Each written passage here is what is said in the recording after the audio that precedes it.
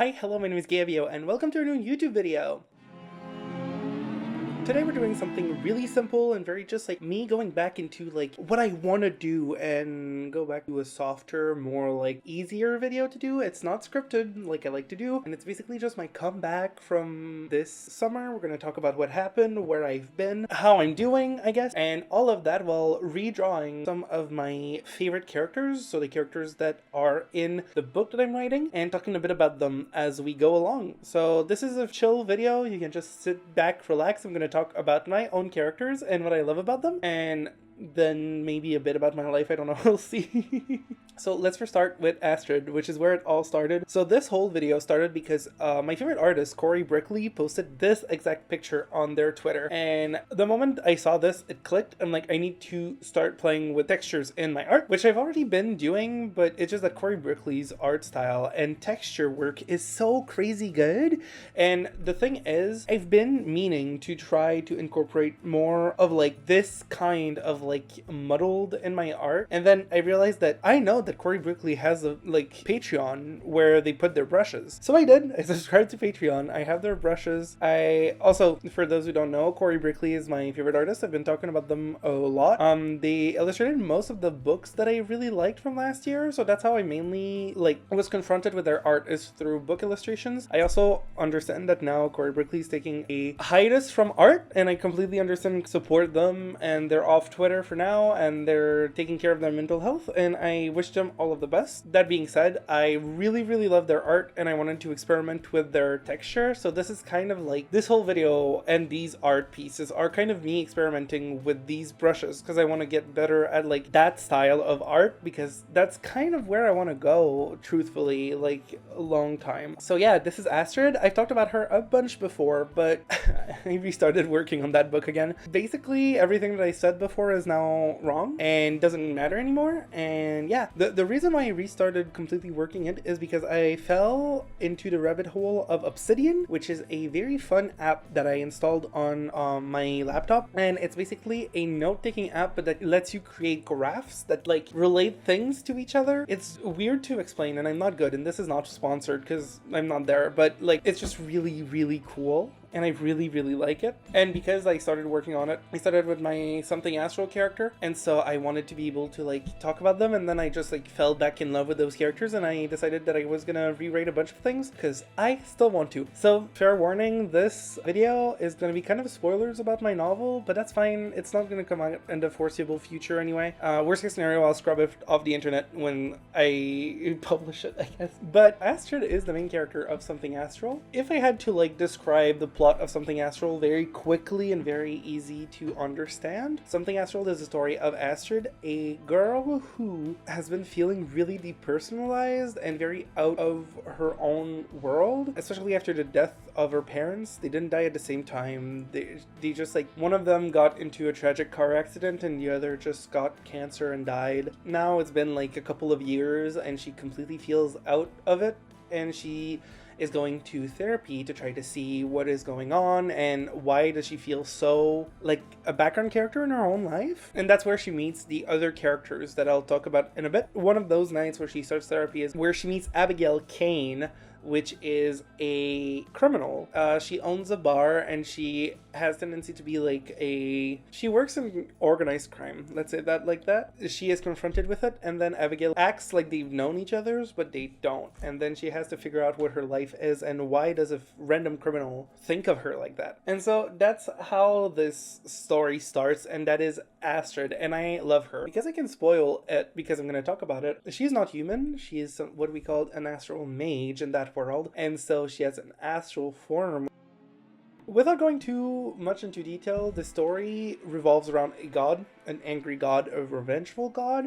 They're called the Creator, the god is, and they created someone to rival humans that looks like humans and that feels like humans, to try to overthrow humans because they are jealous that humans are like the one creation that was created without their control and ended up being much more better than everything else that they could have created under their eye. To be fair, I don't think they actually believe that humans are better than their own creations, which is why there are new creations, the astral mages, the astral celestial beings are a lot different than humans are, but they're like really pissed that something was created, born, without them having a hand to do with it, and so that's why they created astral mages. And so Astrid needs to understand what being an astral mage is and why she doesn't remember being it and what is the truth about her life. And it's a really fun story of like friendship, betrayal, religion. I really enjoy this character. And so the next character that I drew was Iris. Iris is one of my favorites in the book. She is Astrid's best friend. They meet in therapy. Iris does not have like the same kind of depersonalization throughout, although she still feels very out of it. She has never really had friends. She's never really been a part of the group. She has a lot of anxiety and she feels like she needs to pretend to be something that she's not to feel accepted all the time. Queer people. She's like very outgoing and very nice to try to overcompensate how anxious she is. And it's like low-key hard for me to write Iris because I feel seen. So I hope that whenever this comes out, it's going to be relatable, I guess. But yeah, I really like Iris, and this drawing was really fun. I'm going to talk about the process of the textures a bit, just throughout, because I can. So both Astrid and Iris, I used a lot of the oil paintbrush by Cory Brickley because the texture it gives is crazy good. I really like it, and I used a lot of like new techniques, and it was a very experimental time in my art, and that's because I was moving. So I moved in July, because in Quebec you always move the 1st of July, and it was a very intense process. I didn't have access to my computer for like almost a month. Played D&D on my couch on a PS5 with the new like Discord connector thingy. It was a mess. But then I got access to my computer and it was just like a big adaptation time. I've been struggling to find my stride again of drawing. Work has been taking a lot of me.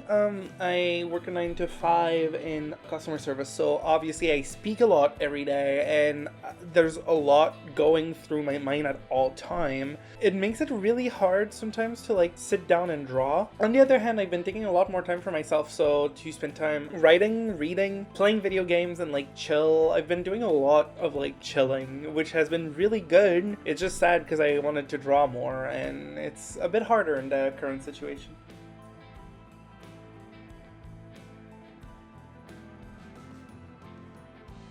Let's talk about the third character. Ethan, my baby, Ethan. I love Ethan so much. The design was really fun to do. This is a complete redesign. I wanted to play a bit with his braids and how to make them, and you'll see in his astral form later on, I decided to bring him like, it's not quite the same, but very similar to goddess braids, and it was really fun and really pretty, and it's one of my favorite astral form. I don't know, I think that I really slayed with that, and I'm really happy with that piece specifically. I think the colors look super well. I think the shading is really fun. Also, something that I'm going to bring right here is that for all of them, it was kind of accidental, but kind of not. I decided to make them all reactions to a problem. So fight, flight, freeze, and fawn. Astrid was in fight mode. Iris is in flight mode.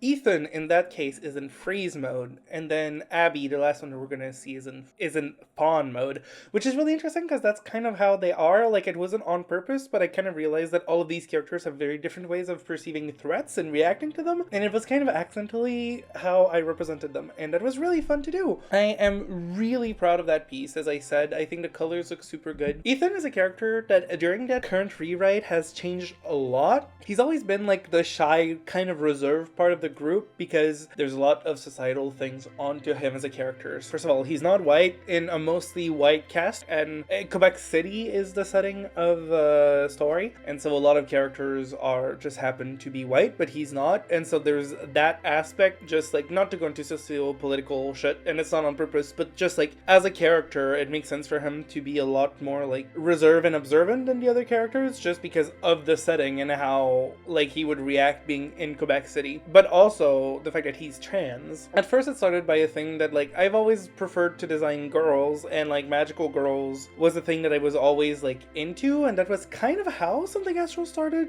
Originally when I was in high school, so almost 10 years ago now, it was kind of a magical girl story. To me, having a main character was kind of like, oh well, I'll just make him trans. But nowadays it's just he is. It's not a thing that all of the astral mages are women anymore unless they are like trans, because I think that's weird. Also, there's trans women astral mages. He just happens to be trans, and I love him dearly. He's one of the harder ones to write because of how like observant he is. He has powers over the mind. He is the astral mage of mind. They all have their own profession.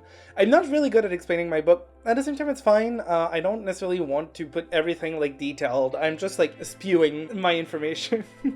But since he has control over mind, when his powers like start going in overcharge in the middle of Act 1, he starts perceiving way too much of other people's opinions because they're just like around him speaking, and he just like gets all of it. It works really well for this character that's already like shy and observant to then being bombarded with a bunch of cognito hazards. And yeah, as I said earlier, his astral form is like my favorite. I love the ears. I love the like dripping like design of the eyes. It was a thing that happened before, but I really like it. And I think it's a thing that like I don't want to necessarily take them for my own, and I'll probably like learn how to do them because I don't just want all of my art to be Corey Brickley's brushes, although I know that they don't necessarily mind because that's why they're there. But like the way the Corey Brickley brushes are made are so good for astral shit. Like I know that doesn't make sense, but like they're my own thing. But like the art direction of something astral, I want to be really gritty, and those brushes are like perfect for it.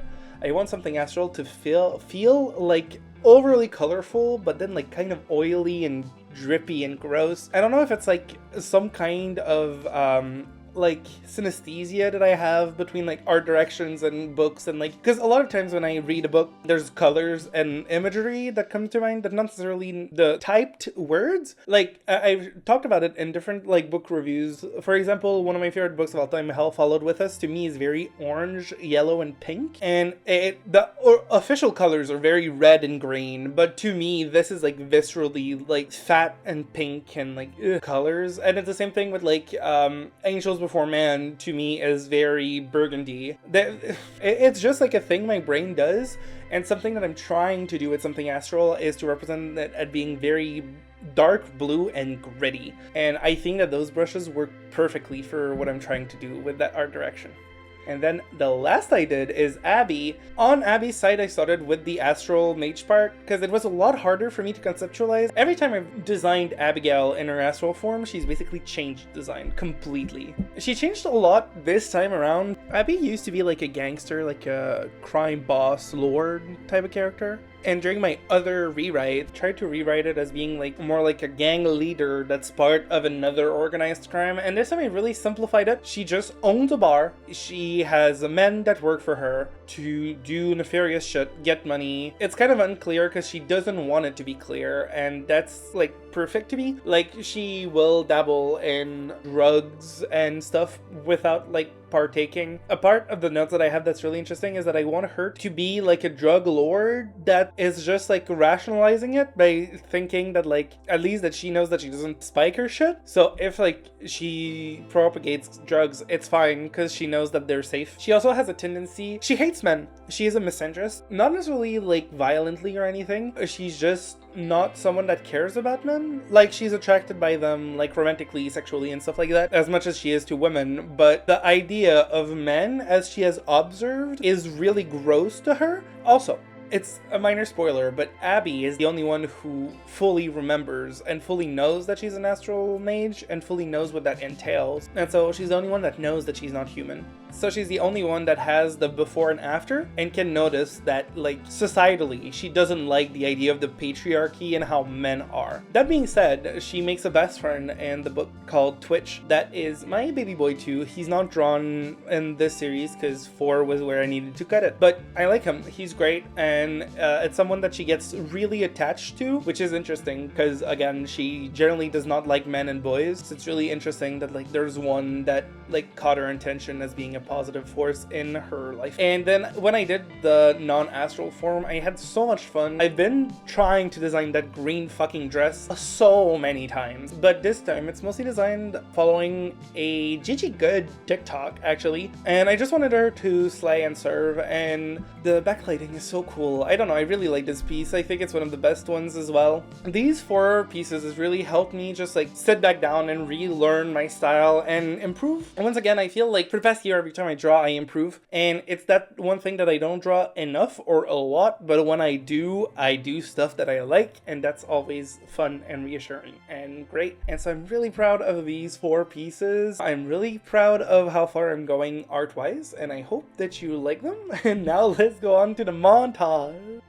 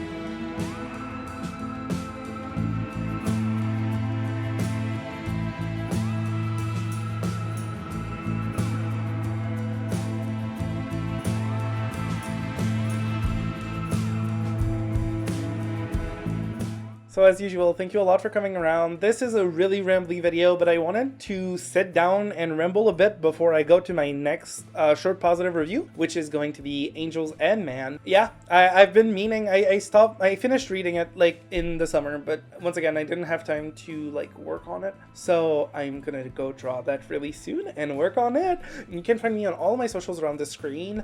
I don't know which one I'm gonna keep using. I'm on Twitter way too much for how bad of an app it is. I'm not on Instagram nearly at all, but I'll keep updating stuff. If you have any question, comments, concern, let me know. And before I leave, I think this is just going to be like my journal entry, and like I think I'm just like processing stuff. On one hand, I think I am struggling with the fact that I really miss school, and I very much miss that scheduling, confronted with the fact that I'm working in a field I didn't study for, and that is very much a work that is to survive and that I don't necessarily want to do for the rest of my life. But on the other hand, I'm really proud of who I am as a person and what I'm becoming and what I'm doing. I guess that's why we're doing the stuff that we're doing, and I think I have to be happy with that. That being said, I've rambled way too much, and so I'll see you later. Bye.